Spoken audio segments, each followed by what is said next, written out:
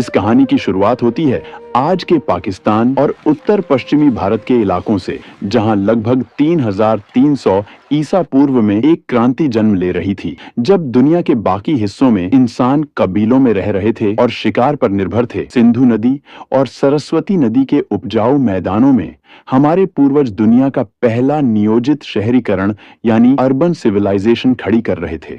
यह सभ्यता 10 लाख वर्ग किलोमीटर से भी ज्यादा इलाके में फैली थी, जो उस समय के मिस्र और मेसोपोटामिया की सभ्यताओं को अगर मिला दिया जाए तो उससे भी बड़ी थी।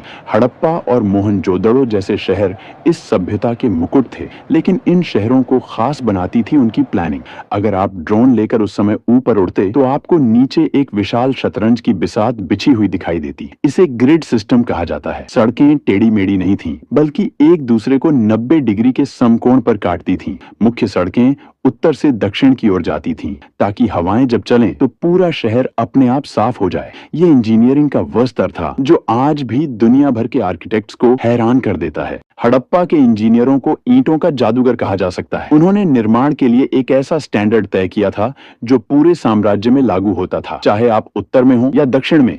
हर जगह ईंटों का अनुपात बिल्कुल एक जैसा था। यह समानता इस बात का सबसे बड़ा सबूत है कि 5000 साल पहले भी एक मजबूत केंद्रीय प्रशासन था जो इन मानकों को सख्ती से लागू करता था। घरों की बनावट भी कमाल की थी। मुख्य सड़क पर होने वाले शोर और धूल से बचने के लिए घरों के दरवाजे मुख्य सड़क की बजाय पीछे की गलियों में खुलते थे। लगभग हर घर में एक आंगन था, रसोई थी और सबसे चौंकाने वाली बात, एक निजी स्नानागार और टॉयलेट था। दीवारें इतनी मोटी बनाई जाती थीं कि गर्मियों में भी घर के अंदर ठंडक बनी रहे। यह वास्तुकला की वो समझ थी जो बताती है कि वे आराम और विज्ञान दोनों को महत्व देते थे। मोहनजोदड़ो के खंडहरों के बीचों बीच एक संरचना ऐसी है जो आज भी हमें विस्मित करती है, द ग्रेट बाथ या विशाल स्नानागार। यह लगभग 39 फीट लंबा और 23 फीट चौड़ा है। फीट चौड़ा एक जलकुंड था। इसकी इंजीनियरिंग बेमिसाल है। पानी रिसकर बाहर न जाए, इसके लिए ईंटों को जमाने में जिप्सम के गारे का इस्तेमाल किया गया और उसके ऊपर बिटुमेन यानी प्राकृतिक तारकोल की एक मोटी परत चढ़ाई गई।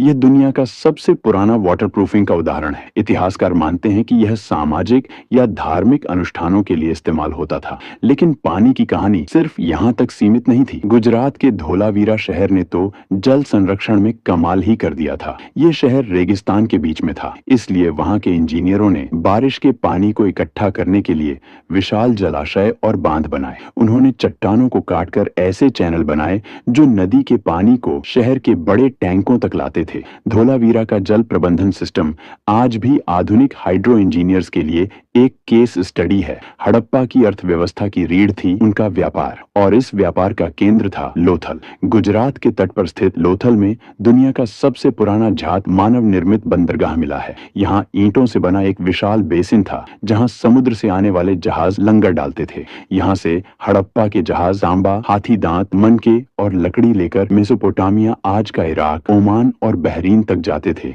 मेसोपोटामिया के प्राचीन लेखों में हड़प्पा को मेलुहा कहा गया है। सुदूर देशों में मिली हड़प्पा की मोहरें इस बात का सबूत हैं कि उनका व्यापारिक नेटवर्क कितना विशाल था। वे वजन तौलने के लिए पत्थर के बांटों का इस्तेमाल करते थे, लेकिन इस सभ्यता का सबसे बड़ा रहस्य आज भी हमें चुनौती दे रहा है, उनकी लिपि। हड़प्पा के लोगों ने हजारों मुहरों पर, बर्तनों पर और तांबे की प्लेटों पर कुछ लिखा है। लगभग 400 से ज्यादा अलग अलग अक्षर मिले हैं। धोलावीरा में एक बड़ा साइन बोर्ड मिला है जिस पर 10 बड़े अक्षर लिखे हैं। शायद यह दुनिया का पहला बिलबोर्ड था, लेकिन 100 साल की कोशिशों के बाद भी हम इसे पढ़ नहीं पाए हैं। हम नहीं जानते कि वे कौन सी भाषा बोलते थे। जिस दिन यह लिपि डिकोड हो जाएगी, उस दिन इतिहास दोबारा लिखा जाएगा। धर्म की बात करें तो वे प्रकृति पूजक थे। सबसे दिलचस्प है पशुपति सील, जिसमें एक व्यक्ति योग मुद्रा में बैठा है और जानवरों से घिरा है। कई विद्वान इसे भगवान शिव का प्रारंभिक रूप मानते हैं। स्वास्तिक का चिन्ह, पीपल की पूजा और मांग में सिंदूर, ये सब हमें विरासत में वहीं से मिले हैं। इतनी महान, इतनी विकसित सभ्यता जो लगभग 1000 सालों तक शान से खड़ी रही, आखिर उसका अंत कैसे हुआ?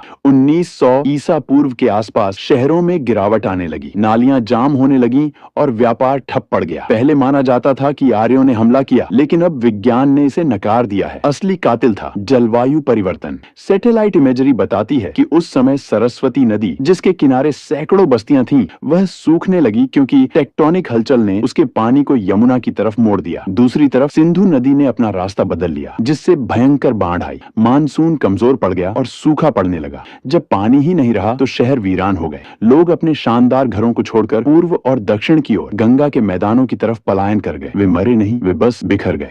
हड़प्पा सभ्यता खत्म हो गई, लेकिन वह मरी नहीं। आज भी जब हम हाथ जोड़कर नमस्ते करते हैं, जब हम योग करते हैं या जब हम अपने घरों में आंगन बनाते हैं, तो हम अनजाने में उसी 5000 साल पुरानी परंपरा को निभा रहे होते हैं। हड़प्पा के लोग हमारे भीतर जीवित हैं। उनका खून और उनका डीएनए आज भी भारत की रगों में दौड़ रहा है। यह खामोश खंडहर हमें याद दिलाते हैं कि हम उस विरासत के वारिस हैं जो तब भी विश्व गुरु थी, जब बाकी दुनिया अभी चलना सीख रही थी। यह इतिहास सिर्फ मिट्टी में दबी ईंटों का नहीं है, यह हमारी अपनी जड़ों की कहानी है।